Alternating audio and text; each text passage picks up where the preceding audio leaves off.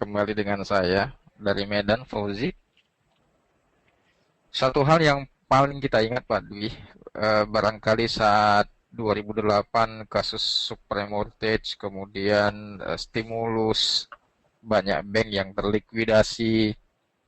Pada saat itu bursa saham anjlok dan di 2008 akhir 2009 stimulus mulai dilancarkan.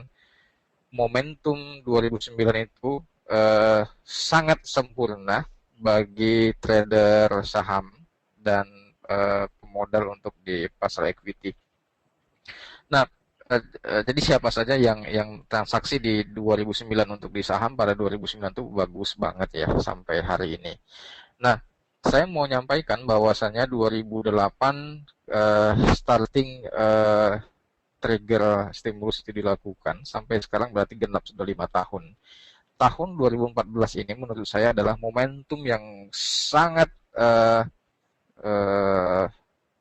krusial ya, di mana setelah apresiasi kenaikan yang begitu positif, kemudian apresiasi mata uang belahan Uni Eropa dan belahan Eropa yang begitu juga bagus, saya kira ini siklus 5 tahun yang harus kita cermati dan bisa menjadi momentum peluang untuk koreksi besar ya. Jadi uh, jangan sia-siakan kesempatan besar ini untuk melihat apa yang terjadi di pasar, reaksi yang begitu besar. Saya sudah sampaikan bahwasannya sejak 2008-2009 seluruh bank sentral di dunia ini menurunkan tingkat suku bunga dan dengan tujuan uh, alasan logis untuk menstimulus dan membantu perekonomian dan bisnis. Ya, dengan tingkat suku bunga rendah tentunya pebisnis dan dunia usaha ekonomi ini senang mendapatkan kredit murah dan modal yang mudah untuk diaplikasikan dari penyedia modal, dalam tanda kutip adalah perbankan. Nah, tentunya hasil dari efek penurunan suku bunga sejak 5 tahun lalu sampai sekarang dirasakan positif, sehingga orang yang bekerja tingkat pengangguran mulai berturun, termasuk di Amerika Serikat tingkat pengangguran yang menurun, dari Eropa, dari Australia, banyak kita lihat data-data pengangguran yang menurun, artinya bisnis berjalan baik, usaha mulai terjadi ekspansi, pengusaha mulai banyak merekrut sumber daya manusia untuk dipekerjakan, ini hal yang positif ya. Sehingga ini dipandang indikasi yang baik, saatnya kita mencoba untuk kembali menarik modal yang sudah kita berikan ini dari versi banker ya. Banker selama ini 5 tahun memberikan modal, saatnya kita mencoba untuk tarik modal kita dengan kompensasi bunga yang sudah kita beri. Nah, terlihat dengan konsep bank sentral beberapa negara lain yang sudah menaikkan suku bunganya, termasuk Indonesia sendiri. Ini yang saya mau sampaikan, bahwasanya momentum ini soon or later, cepat atau lambat, akan kita hadapi. Termasuk Mario Draghi tadi malam juga eh, melemparkan sebuah statement yang saya highlight. Dalam beberapa hari terakhir kami menerima banyak saran dari tokoh politik dan institusi mengenai hampir segalanya, di mana diskusi itu disarankan bahwasanya perbankan harus menaikkan tingkat suku bunga. Menurut saya, banker yang sudah pengalaman beratus-ratus tahun dan berpuluh tahun yang lalu, tidak perlu lagi kita ajarin masalah itu. Mereka sudah tahu kapan waktunya untuk naikkan suku bunga dan menurunkan suku bunga.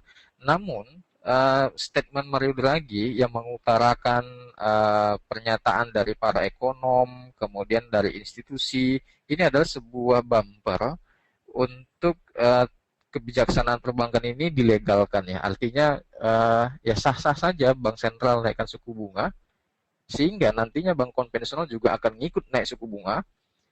Efek lanjutannya adalah akan terjadi perlambatan-perlambatan. Ini yang saya khawatirkan, sehingga akan bereaksi kemampuan pengusaha dan industri yang yang akan diuji nanti, apakah dia survive atau kembali mengalami stagnasi. Bagi perusahaan, industri, bisnis, dan lain sebagainya yang survive, ini akan tetap mempertahankan bisnis dan karyawannya, ya. Namun bagi industri, pengusaha, dan bisnis yang mengalami kesulitan, ini tentu akan melakukan reduce cost atau pengurangan biaya. Nah, akan terjadi apa namanya, penambahan pengangguran walaupun skalanya kecil, namun ada efek inflasi di situ, Pak Dwi. Ya, ini mungkin sudut pandang saya, sehingga coba kita lihat dulu dari Australia kemarin. Oke. Nah, laporan dari Biro Statistik Australia resmi diumumkan employment change, orang yang bekerja, perubahan orang yang mendapatkan pekerjaan, di mana bulan sebelumnya orang yang bekerja itu jumlahnya 219.000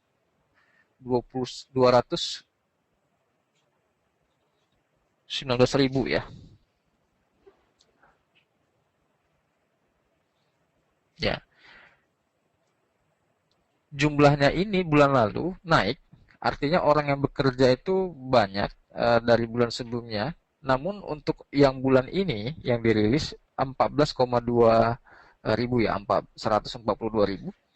Jumlahnya ini agak menurun. Nah, apakah orang yang bekerja ini orang baru atau orang yang memang belum dapat pekerjaan? Ya, kita harus harus cermat di situ. Orang yang baru mencari pekerjaan atau memang orang yang belum belum mendapatkan pekerjaan sama sekali baru masuk sehingga angkanya semakin mengecil, atau orang yang pindah bekerja ya. Namun yang harus kita lihat adalah unemployment rate 5,8 ini dipandang bagus, sehingga kita perlu data lain untuk menganalisa secara keseluruhan. Saya lampirkan lagi key point dari unemployment rate sejak April 2013 sampai 2014. Ini yang abu-abu gambarnya penyesuaian dari setiap bulan. Kemudian yang hitam ini adalah tren. Nah, terlihat bahwasanya tingkat uh, pengangguran di Australia, trennya ini sedikit mulai mengalami penurunan dan ini dipandang bagus ya. Artinya sudah banyak orang yang bekerja di sana sehingga setiap bulannya orang yang mencari pekerjaan baru itu tidak banyak lagi.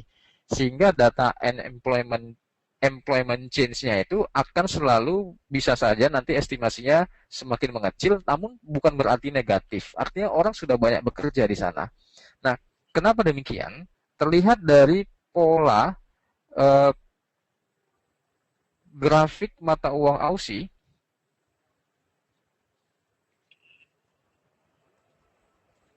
Ya, ini trennya mengalami penurunan, artinya bagus untuk neraca ekspor Australia ya. Ya, dari 2011 ini saya lihat ini perlahan tapi positif untuk Australia.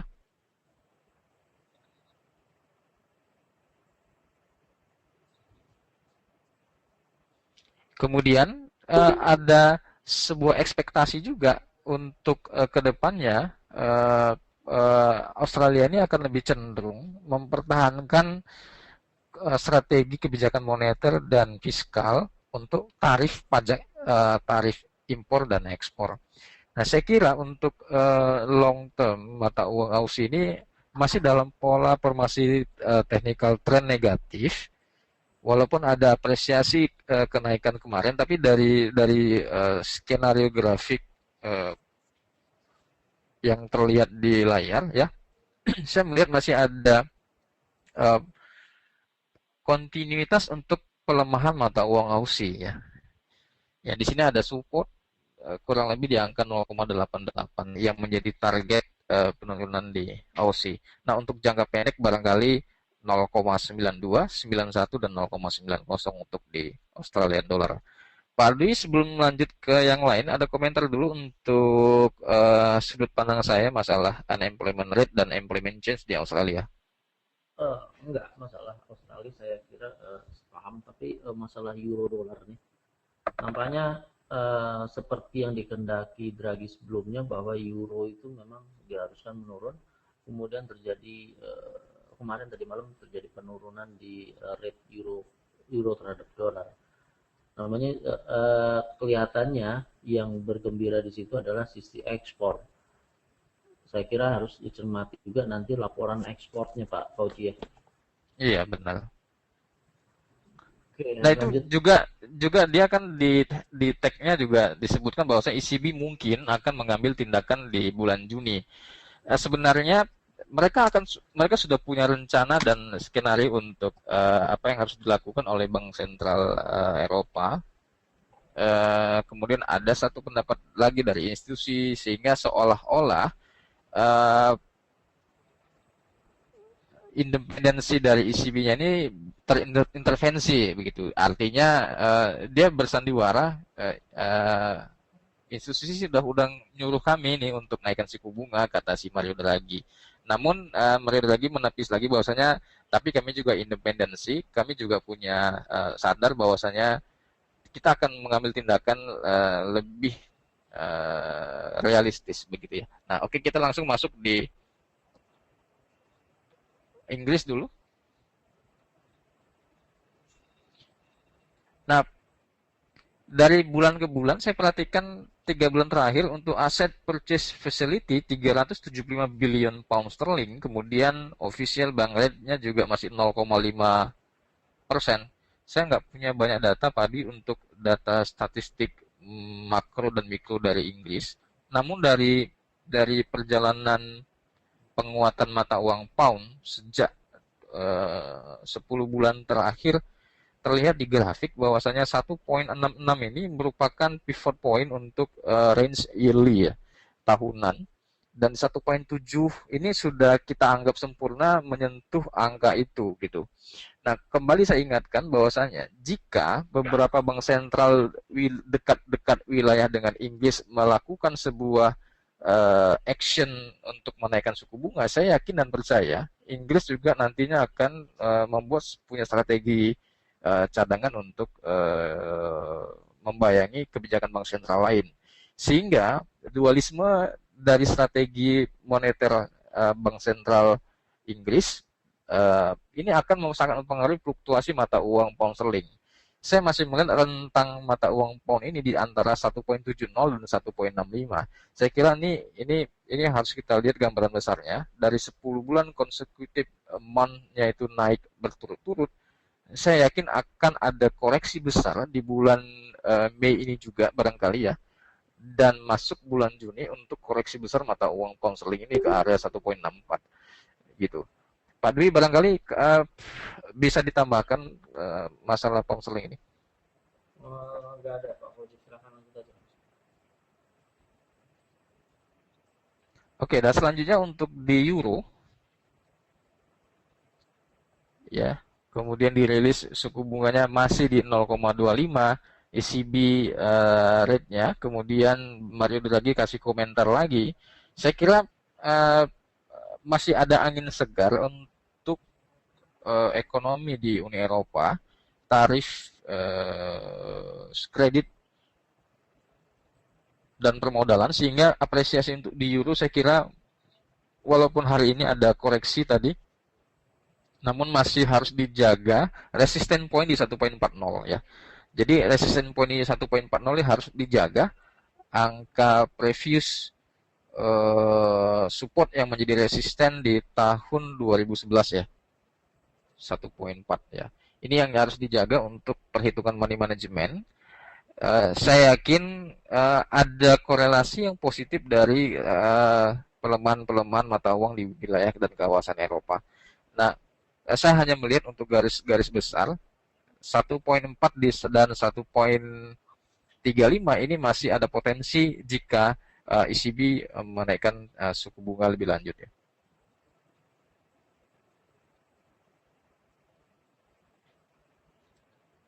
Oke, kita akan menuju negeri Paman Sam, Amerika Serikat. Performa grafik dolar indeks sampai hari ini situasinya santai-santai saja, tenang-tenang saja. Ada beberapa kali masa santai di sini.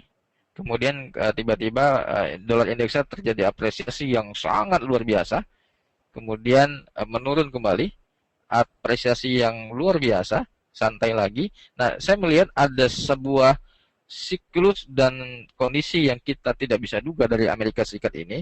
Satu masa juga akan ada pengaruh penguatan dan apresiasi terhadap dolar yang bisa menyebabkan rival-rival lainnya ini mengalami pelemahan. Ditambah unemployment claim dari Amerika Serikat ini 319.000 dari 345.000, ini angkanya positif ya. Bagus banget. Artinya orang yang menganggur di Amerika Serikat semakin kecil, orang yang meminta ajuan klaim subsidi dari pemerintah termasuk biaya kesehatan dan lain sebagainya. Ini bagus banget untuk di dolar. Sehingga momentum di masuk bulan Mei dan Juni setengah semester ini saya kira akan ada polling positif untuk dominasi dolar menguasai market pasar uang.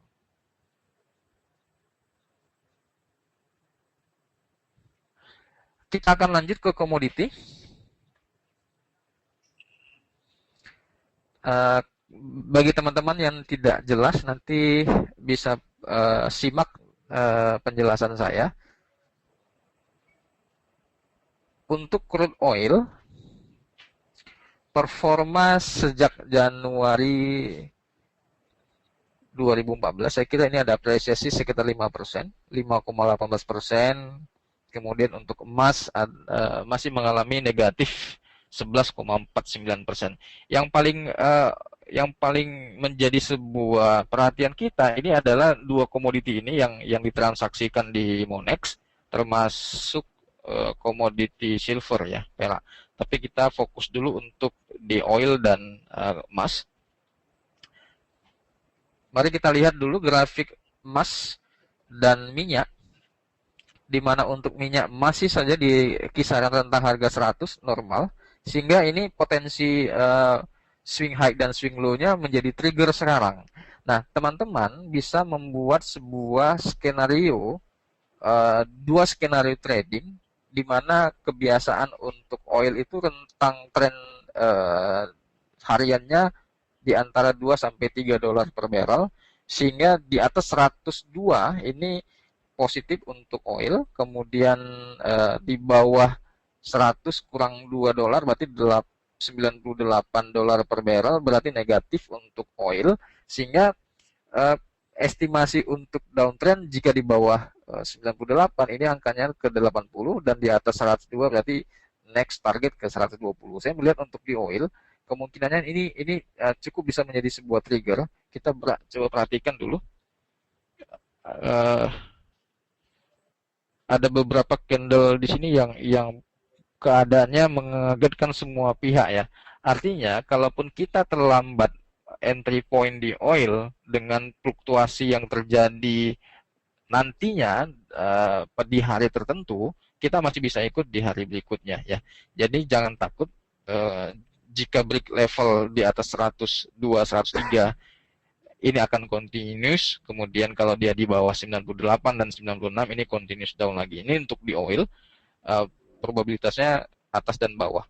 Nah, untuk di gold sendiri 1200 saya kira ini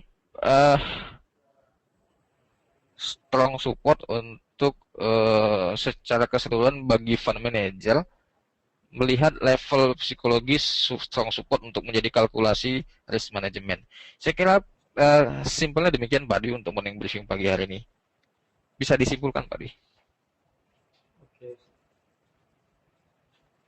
memang data-data yang terjadi di market kemarin maupun tadi barusan itu membawa arah perkembangan dari pergerakan dari mata uang maupun komoditi. Kemudian di oil sendiri memberikan kesempatan kita untuk memasuki posisi terus berkehendak untuk trend up. Kemudian di gold berkebalikan, mungkin begitu Pak Pudin.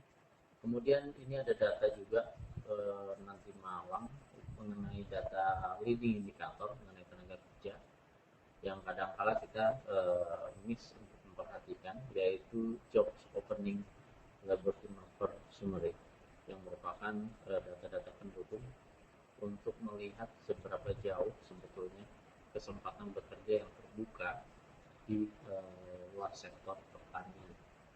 Ada data berdasarkan data dari beberapa tahun ke belakang juga terlihat bahwa data-data ini memberikan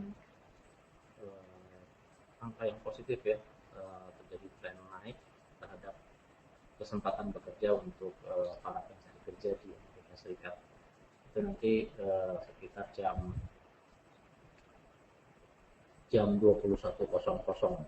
Kemudian juga nanti ada keluar data 19.30 di Kanada, itu jam 19.30 tentang employment change maupun unemployment rate di Kanada.